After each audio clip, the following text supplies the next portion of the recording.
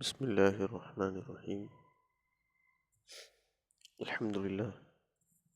அல்லாஹ்வுடைய மாபெரும் கிருபையால் ஸர்ஃபினுடைய பாடத்தில் மீசான் எனும் கிதாபை முடித்திருக்கிறோம். தற்பொழுது அல் அஜினாஸ் என்ற கிதாபை படிக்க இருக்கிறோம்.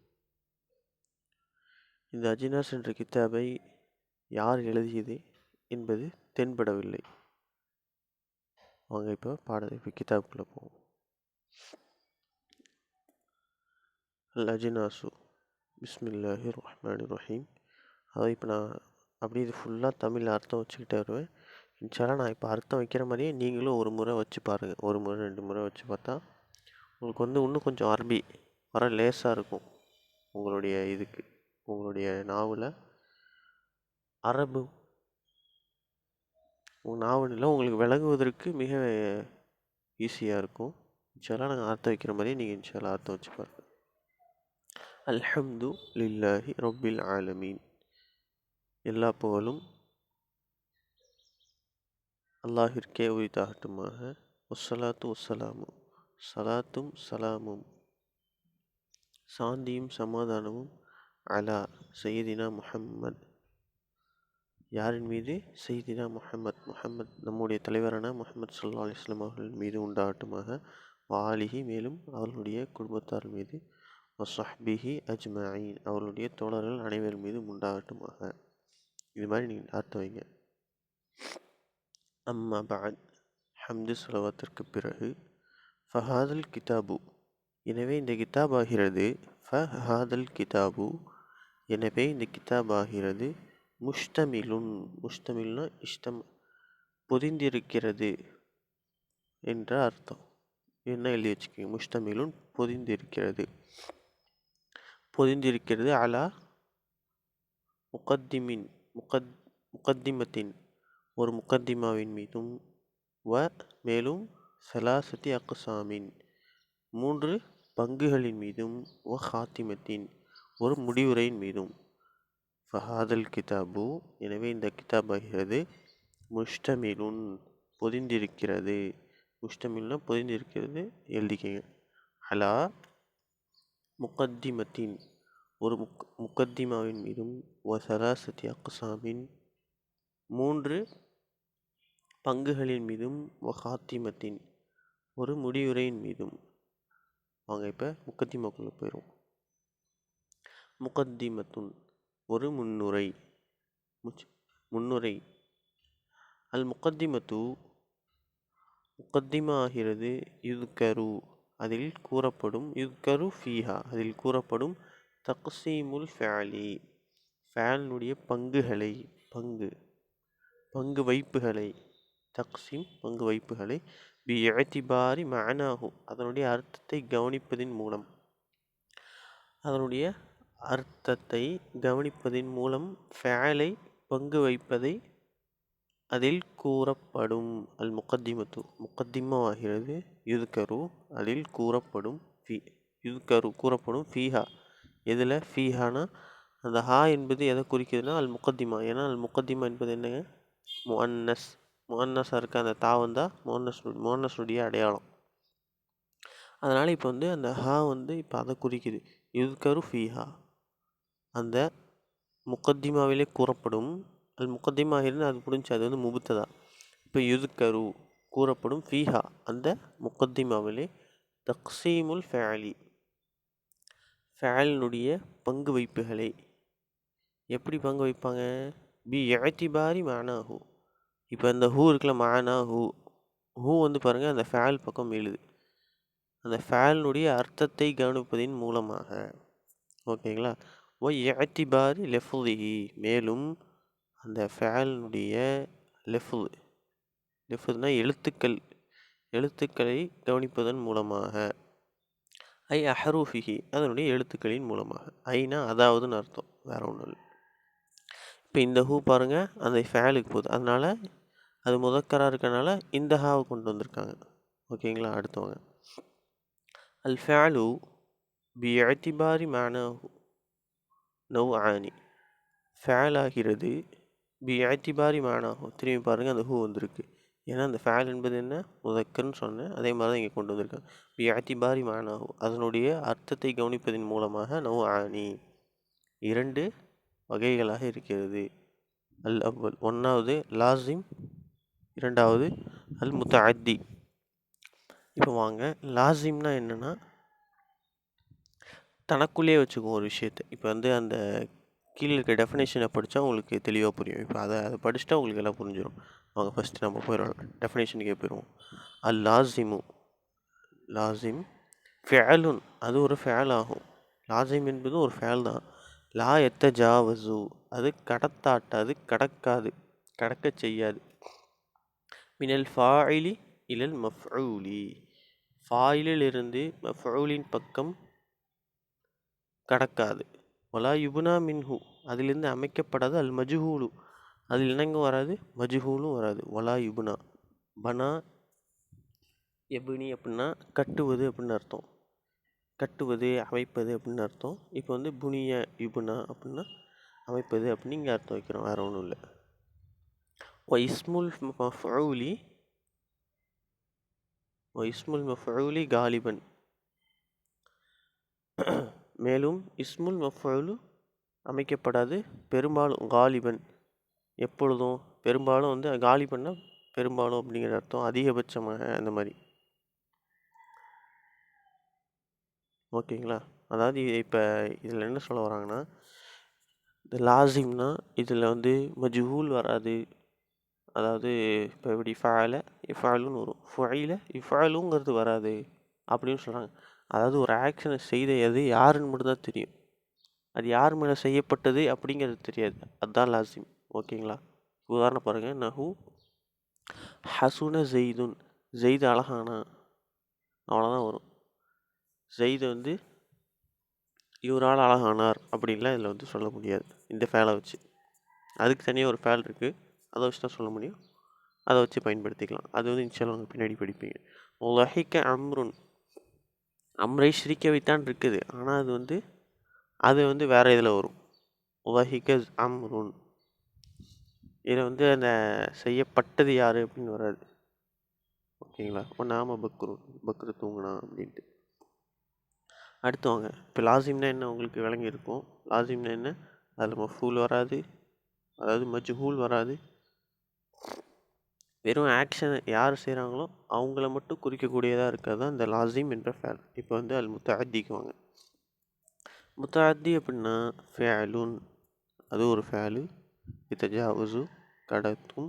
மேல் ஃபாயில் இல் மஃஊலி, ஃபாயிலிருந்து மஃஊலின் பக்கம் கடக்கும். ஒயுபுனா, மேலும் அமைக்கப்படும். மின்ஹு, அதிலிருந்து. எதிலிருந்து, அந்த ஃபேலிலிருந்து, முத்தஅத்தியான ஃபேலிலிருந்து அமைக்கப்படும். அல் மஜ்ஹூலு, அல் மஜ்ஹூல் அமைக்கப்படும். இஸ்முல் மஃஊலி, மேலும் இஸ்மு மஃஊலும் அமைக்கப்படும். நஹு, உதாரணமாக வரப ஜெய்துன் அம்ரன், ஜெய்து அம்ரை அடித்தான். இப்போ ஃபேலும், அதாவது ஃபாயில் யாருன்னு தெரிஞ்சு, யார் மேலே அந்த ஆக்ஷன் நிகழ்ந்தது அப்படின்னு தெரிஞ்சு. பார்த்தீங்களா? இதான் வரப என்பது ஃபேலு, ஜெய்துன் என்பது ஃபாயில், அம்ர் என்பது மஃஊல். இந்த மாதிரி மூணுமே தென்பட்டால் தான் அது வந்து அல் முத்தஅத்தியான ஃபேல். சரிங்களா? இப்போ அதில் வந்து மூணுமே இல்லை, வெறும் ஃபாயில் யார் செஞ்சான் அப்படிங்கிற மாதிரி தான் தெரிஞ்சு. அதனால தான் அது வந்து லாசிம் அப்படிங்கிறாங்க. வாக்கல பக்ரன் ஹுப்சன், பக்ர் என்பவர் ரொட்டியை சாப்பிட்டார். ஒக்கத்தப ஹாலிதுன், ஹாலித் பாடத்தை எழுதினான். இப்போ அடுத்தது வாங்க, இது உங்களுக்கு புரிஞ்சிருக்கும். லாசிம்னா என்ன, முத்தஅத்தினா என்ன, திரும்பி சொல்கிறேன். லாசிம்னா ஒன்றும் இல்லை, அதாவது அதுக்கு வந்து மஃஊல் வராது, அதாவது மஜ்ஹூல் வராது. ஃபுஇல இஃஅலு என்றது எடுக்கப்படாது. வெறும் ஃபஅல இஃஅலு அப்படிங்கிற மட்டும் தான் வரும். அதாவது ஆக்ஷனை செய்தவர் யார் என்றது மட்டும்தான் இந்த ஃபேலை வச்சு அறிய முடியும். மஃஊல் யார், அந்த ஆக்ஷன் யார் மேலே நிகழுது என்பது இந்த லாசிமான ஃபேலில் அறியப்படாது. பல் முத்தஅத்தி அப்படின்னா இதுக்கு அப்படி மாற்றமாக இதில் வந்து மஜ்ஹூல் வரும், மஃஊல் வரும். இதில் ஆக்ஷன் யார் செய்தான்னு வரும், அந்த ஆக்ஷன் யார் மேலே நிகழ்கிறது அப்படின்றது இந்த ஃபேல் மூலமாக நம்ம அறிஞ்சிக்கலாம், வேறு ஒன்றும் இல்லை. அடுத்து வாங்க, இப்போ இதுக்கு முன்னாடி நம்ம பார்த்தோம் ஃபேல் வந்து அர்த்தத்தை கவனிச்சு 2 வகை அப்படின்ட்டு. இப்போ அல் ஃபேலு பிஇஅ்திபாரி அஹ்ரூஃபிஹில் அஸ்லியத்தி நௌஅன், அதாவது ஃபேல் என்பது அதனுடைய அசலான எழுத்துக்களை கவனித்து 2 வகை. ஒன்று வந்து 2 வகை. அந்த ஃபேலுங்கிறது அசலான எழுத்துக்களை கவனித்து 2 வகை. அதான் இப்போ நான் படித்தேன். அல் ஃபேலு ஃபேல் ஆகிறது பியத்திபாரி அஹ்ரூஃபிஹி அந்த அந்த அஹ்ரூஃப் பக்கத்தில் இருக்குது பாருங்கள் ஹூ. அந்த ஹூ தான் அந்த ஃபேல் பக்கம் மீளுது. இப்போ ஹர்ஃபோட பன்மை தான் அஹ்ரூஃப். ஓகேங்களா? ஹர்ஃபுடைய ஜம்மு. ஹர்ஃப்னா எழுத்துக்கள், ஹர்ஃப்னா எழுத்து, அஹ்ரூஃப்னா எழுத்துக்கள். அதனுடைய ஜம்மு, அதனுடைய பன்மை. அதனுடைய எழுத்துக்களை கவனிப்பதன் மூலமாக அதனுடைய எழுத்துக்களை கவனிப்பதை கொண்டு அதாவது இப்போ அஹ்ரூஃபிஹின்னு இருக்குல்ல, அஸ்லியா என்பது அந்த அஹ்ரூஃபினுடைய சிஃபத். ஓகேங்களா? அதாவது அந்த கைரா அகில், அதாவது நீங்கள் படிச்சிருப்பீங்க, கைரா அகிலா வரக்கூடிய மௌசூஃபுக்கு சிஃபத் வந்து எப்படி தான் வரும்? முஅன்னஸாக வரும்.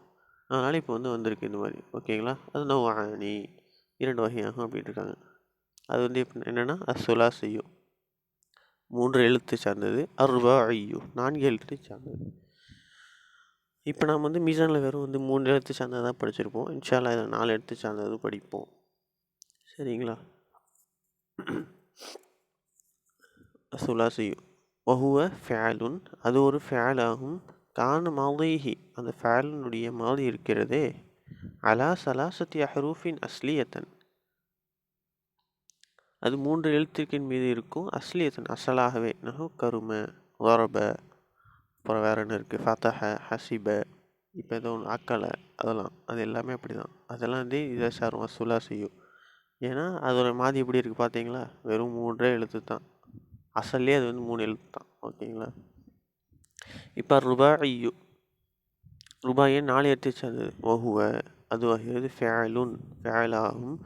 கான மாலிஹி அதனுடைய மாலி ஆகிறது அலா அர்பத்தி அஹ்ரூஃபின் 4 எழுத்து மீது இருக்கும். அஸ்லியத்தன் அசல்லே தஹ்ரஜ யுதஹ்ரிஜ் தஹ்ரஜ அப்படின்னு இருக்கும்.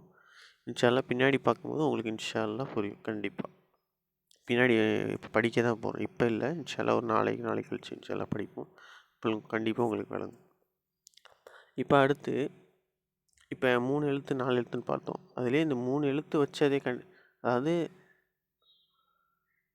இந்த 3 எழுத்தில் அதிகப்படியாக வச்சு வந்து ஒரு ஃபேலாக பிரிப்பாங்க. அந்த 4 எழுத்தில் அதிகப்படியாக வச்சும் ஃபேலாக பிரிப்பாங்க. அது எப்படிங்கிறத இப்போ அடுத்ததான் சொல்ல போகிறாங்க. பாங்க அல் ஃபேலு ஃபேல் என்பது பியாத்திபாரி அதமி ஹர்ஃபி ஜாயிதி ஃபீஹி அந்த ஃபேலிலே அதிகப்படியான எழுத்துக்கள் எழுந்திருப்பதை கொண்டும் அந்த அதிகப்படியான எழுத்துக்கள் அதில் இருப்பதை கொண்டும் உஜூதிகி உஜூதுனா பெறப்படுவது, இருப்பது அப்படிங்கிற அர்த்தம். அது இருப்பதை கொண்டும், அதாவது அந்த ஃபேலில் அதிகப்படியான எழுத்துக்கள் இல்லாமலும் இருக்கிறத வச்சு 2 வகை அப்படின்னு பிரிக்கிறாங்க. அல் முஜர்ரத் அப்படின்னா வெறும் அந்த அசலான வஹுவ ஃபேல், அதாவது அதில் வந்து வெறும் அசலான எழுத்துக்கள் மட்டும்தான் இருக்கும். அல் முஜர்ரத் அப்படின்னா மட்டும் அப்படிங்கிற அர்த்தம் இருக்குது. இப்போ இதுலேருந்து என்ன சொல்கிறாங்கன்னா, முஜர்ரத் அப்படின்னா அல் ஃபேலுல் முஜர்ரத் அப்படின்னா இப்போ என்ன சொல்லுவாங்கன்னா வஹுவ ஃபேலுன் அது வந்து ஃபேல் ஆகிடுது. லைசஃபி அதில் இருக்கவே இருக்காது. லைசனா இல்லைங்கிற அர்த்தம் இருக்குது. நோட் பண்ணி வச்சுக்கோங்க. லைசஃபி அதில் இருக்காது. இதில் அந்த ஃபேலில் இருக்காது. ஹர்ஃபுன் ஜாயிதுன் அதிகப்படியான எந்த விதமான எழுத்துக்களும் இருக்காது. இப்போ நம்ம சுலாசி ரூபாயின்னு படித்தோம். 3 எழுத்து உடையது, 4 எழுத்து உடையதுன்னு.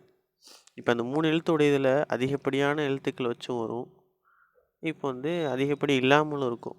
இப்போ அதிகப்படியாக இல்லாமல் இருந்துச்சுன்னா அது என்ன சொல்லுவாங்க அப்படின்னா அல் முஜர்ரத் அப்படின்னு சொல்லுவாங்க. அதே அதிகப்படியாக இருந்துச்சுன்னா அல் மசீது ஃபீஹி அப்படின்னு சொல்லுவாங்க. பாருங்க, இப்போ கருமை தஹ்ரஜ அப்படின்னு கொடுத்துருக்காங்க மேலே முஜர்ரதுக்கு. மசீது ஃபீக்கு அது வந்து வாசிக்கணுமா? வஹுவ ஃபேலுன் அது ஃபேல் ஆகும். கான ஃபீஹி ஹர்ஃபுன் ஜாயிதுன் அதில் வந்து அதிகப்படியான எழுத்துக்கள் இருக்கும். நஹு அக்கரம ததஹரஜ பாருங்கள், மேலே கருமை இருக்குது, இங்கே அலிஃப் ஒன்று முன்னாடி சேர்த்துருக்காங்க. இங்கே வந்து தஹ்ரஜான் இருக்குது, இங்கே அந்த தாவை வந்து முன்னாடி சேர்த்துருக்காங்க. இதை வந்து இன்ஷால்லா பின்னாடி படிக்கும்போது உங்களுக்கு தெளிவாக புரியும். வேறு ஒன்றும் இல்லை. இப்போ இந்த பாடத்தில் என்னென்ன பார்த்தோம்? இன்ஷால்லா இதையும் முடிச்சிருவோமா? அல் ஃபேலு ஃபேல் ஆகிறது பியாத்திபாரி அஹ்ரூஃபிஹி முத்லக்கன் அர்பஅத்த அன்வா அதாவது ஃபேல் என்பது அதனுடைய எழுத்துக்களை கவனிப்பது பொதுவாக அதனுடைய எழுத்துக்களை கவனிப்பது மூலமாக 4 வகையாக இருக்கிறது அப்படின்னு சொல்கிறாங்க. ஒன்று அசுலாசியு முஜர்ரத், அடுத்து அசுலாசியுல் மஜீது ஃபீஹி, அப்புறம் அருபாயு முஜர்ரத், அருபாயு மஜீது ஃபீ. அதான் நம்ம மேலே படித்தது இங்கே கொஞ்சம் விளக்குறாங்களாம், வேறு ஒன்றும் இல்லை. அதாவது நம்ம ஃபஸ்ட்டு படித்தோம், ஃபேல் வந்து அசலான எழுத்துக்களை கவனிச்சா சுலாசி ரூபாயின்னு 2 வகை இருக்குது. அடுத்து அதிகப்படியான எழுத்துக்களை கவனிச்சு அல் முஜர்ரத் மஜீத் ஃபீஹி இருக்குது அப்படின்னும்ல. இப்போ சுலாசியில் முஜர்ரதுன்னு ஒன்று தனியாக போட்டாங்க, வெறும் 3 எழுத்துக்கள் மட்டும்தான்ப்பா இருக்கும் அப்படின்ட்டு. அடுத்து சுலாசி மஜீத் ஃபீஹி, அந்த 3 எழுத்துல அதிகப்படியான ஒன்று இருக்கும், அது 2வது வகை. அடுத்தது அருபாயு முஜர்ரத், 4 எழுத்து மட்டும்தான் இருக்கும், அது ஒரு வகை, அது வந்து 3வது வகை. அருபாயு மஜீது ஃபீ, அது வந்து 4வது வகை அப்படின்னு போட்டாங்க. அதுதான் இங்கே வந்து தனியாக விளக்குறாங்க அரபு விவரத்தில் போட்டு. அது நமக்கு தேவையில்லை, இன்ஷா அல்லாஹ் அப்போ நீங்கள் படிச்சுக்கலாம். அவ்வளோதான் இன்ஷா அல்லாஹ்.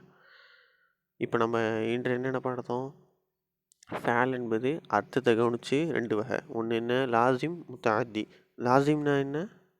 வெறும் அதில் மஜ்ஹூலுடைய சீகா வராது, அதாவது ஆக்ஷனை செய்தவர் யார் என்று தெரியப்படும், அந்த ஆக்ஷன் யார் மீது நிகழ்ந்ததுன்னு தெரியாது. முத்தாதினா அந்த ஆக்ஷனை யார் செய்தார்னு தெரியும், அந்த ஆக்ஷன் யார் மீது செய்யப்பட்டதுன்னு தெரியும். இப்போ அதே மாதிரி அடுத்து என்ன பார்த்தோன்னா, ஹர்ஃபை கவனிச்சு எழுத்துக்களை கவனித்து ஃபேல் எத்தனை வகை அப்படின்னு பார்த்தோம்? 2 வகை. ஒன்று சுலாசி, ஒன்று ருபாயி. அதாவது அதில் மூணு எழுத்து உள்ளதற்கு, அந்த ஃபேனில் வெறும் 3 எழுத்து இருந்துச்சுன்னா அதுக்கு வந்து சுலாசின்னு சொல்லுவாங்க. அதே 4 எழுத்து இருந்துச்சுன்னா அருபாயி அப்படின்னு சொல்லுவாங்க. அடுத்து அந்த ஃபேனில் அதிகப்படியான எழுத்து இருந்து அதிகப்படியான எழுத்து இல்லாமல் இருந்தால் அதுக்கு என்ன அது வந்து 2 வகை அப்படின்னாங்க. ஒன்று அல் முஜர்ரத், அதில் அதிகப்படியான எழுத்துக்கள் இருக்காது, வெறும் அசலான எழுத்துக்கள் மட்டும்தான் இருக்கும். உதாரணத்துக்கு கருமை, அந்த ஹரஜ. அடுத்த அல் மஜீது ஃபீஹி அப்படின்னாங்க. அப்படின்னா என்ன? அதில் வந்து அதிகப்படியான எழுத்துக்கள் இருக்கும், வேறு ஒன்றும் இல்லை. அடுத்து நம்ம பார்த்தோம், பொதுவாக எழுத்துக்களை கவனித்து எத்தனைங்க இது ஃபேல் அப்படின்னா 4 வகைன்னாங்க. ஒன்றும் இல்லை, சுலாசி ருபாயின்னு படித்தோம், அதே தான் இங்கே திருப்பி போட்டாங்கன்னு சொன்னேன்ல, அதே தான் அசுலாசி முஜர்ரத், அசுலாசி மஜீது ஃபீ, அசுலாசி ருபாயு முஜர்ரத், அருபாயு மஜீது ஃபீ. அவ்வளோதான் இன்றைய பாடம் நம்ம பார்த்துருக்கோம். இன்ஷா நாளிலிருந்து அல் கிஸ்முல் அவ்வல் ஸ்டார்ட். நம்ம பாடத்தில் முன்னாடி படிச்சிருப்போம், மொத்தம் ஒரு முகத்திமா, 3 கிஸ்முகள், ஒரு ஹாத்திமா. இப்போ ஒரு முகத்திமா முடிஞ்சு, இப்போ வந்து நாளைக்கு வந்து இன்ஷா அல்லாஹ் அல் கிஸ்முல் அவ்வல் படிச்சிருவோம். ஓகேங்களா? அஸ்ஸலாமு அலைக்கும் வரஹ்மத்துல்லாஹி வபரகாத்துஹு.